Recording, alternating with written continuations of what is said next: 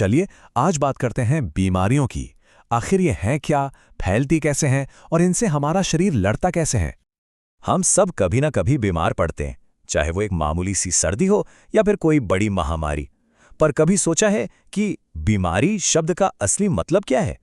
तो चलिए सबसे पहले ये समझते हैं कि आखिर डॉक्टर और साइंटिस्ट किसी चीज को बीमारी कहते कब हैं।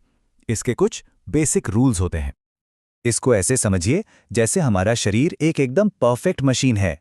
अब अगर इस मशीन के किसी पुर्जे में या इसके काम करने के तरीके में कोई गड़बड़ आ जाए तो बस उसी को हम बीमारी कहते हैं। अच्छा, तो बीमारियों को पहचानने का एक तरीका है टाइम के हिसाब से।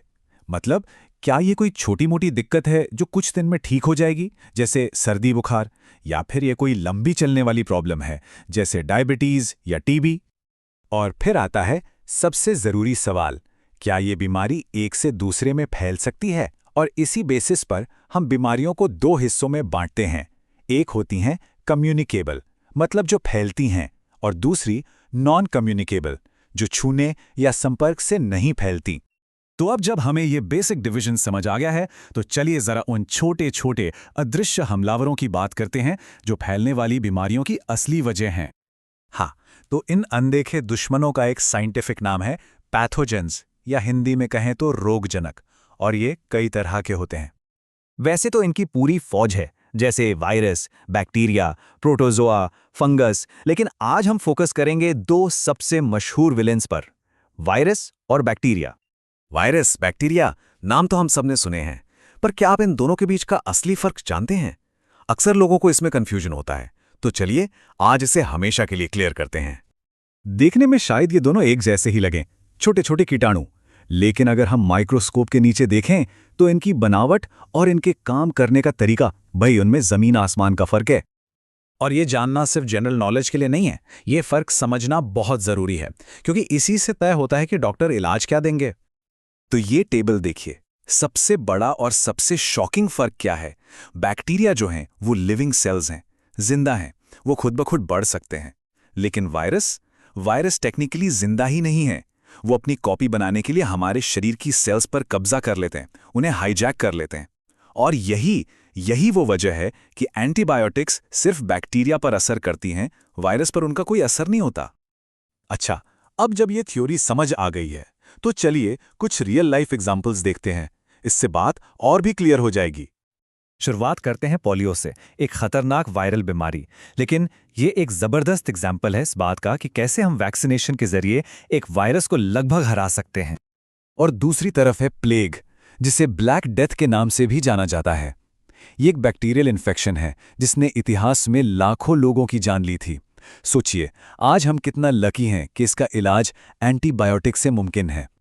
फिर है हमारा हर साल का मेहमान, फ्लू। ये इन्फ्लुएंजा वायरस इतना चालाक है कि ये लगातार अपना रूप बदलता रहता है, और इसीलिए हमें अक्सर इसकी वैक्सीन बार बार लेनी पड़ती है। और आखिर में बात करते हैं टीबी की। ये एक बैक्टीरियल बीमारी है जो हमें याद दिलाती है कि बैक्टीरिया के खिलाफ हमारी जंग अभी भी जारी है। आज भी ये दुनिया के लिए एक बहुत बड़ी हेल्थ प्रॉब्लम है। तो ये तो हो गई बाहर से आने वाले दुश्मनों की बात। पर क्या हो अगर दुश्मन बाहर से आए ही ना? क्या हो अगर वो हमारे अंदर ही मौजूद हों? बिल्कुल, कभी कभी बीमारी की वजह कोई वायरस या बैक्टीरिया नहीं, बल्कि हमारा अपना डीएनए होता है। हमारे जेनेटिक कोड में ही कुछ गड़बड़ होती है। ये जेनेटिक डिसऑर्डर तब होते हैं जब हमारे जेनेटिक कोड में, समझ लीजिए, कोई प्रिंटिंग मिस्टेक हो जाती है। या तो कोई जीन बदल जाता है या फिर किसी क्रोमोसोम की एक एक्स्ट्रा कॉपी बन जाती है। चलिए अब वापस चलते हैं फैलने वाली बीमारियों पर। जब कोई ऐसी बीमारी फैलना शुरू होती है तो उसके स्केल को, उसके फैलाव के लेवल को हम कैसे नापते हैं? इसके लिए कुछ खास शब्द हैं। इसे ना एक आग की तरह समझिए।